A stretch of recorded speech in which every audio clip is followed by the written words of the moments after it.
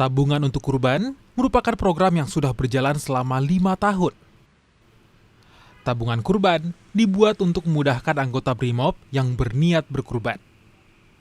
Setiap bulan, anggota BRIMOB menyisihkan Rp200.000 selama setahun. Mereka membentuk satu kelompok yang terdiri dari 7 anggota. Dari hasil tabungan, BRIMOB Batalion A Pelopor mengumpulkan 67 ekor sapi kurban yang nantinya akan dibagikan ke warga kurang mampu. Kami dari personil Batalion A Pelopor, kegiatan hari ini yaitu melunasi tabungan kurban insya Allah yang akan dilaksanakan pada tanggal 29. Alhamdulillah sudah 5 tahun yang lalu. Setiap tahun kita memang ikut? Alhamdulillah setiap tahun. Alhamdulillah anggota motivasi sangat tinggi, berupaya untuk menabung secara maksimal.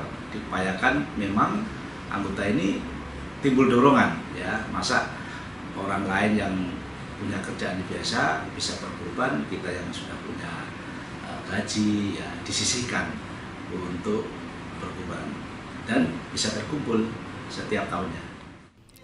Peserta program tabungan kurban Brimopolda terus bertambah setiap tahunnya. Bahkan, beberapa anggota yang sudah pindah tugas tetap ikut berkurban sebagai ungkapan rasa syukur.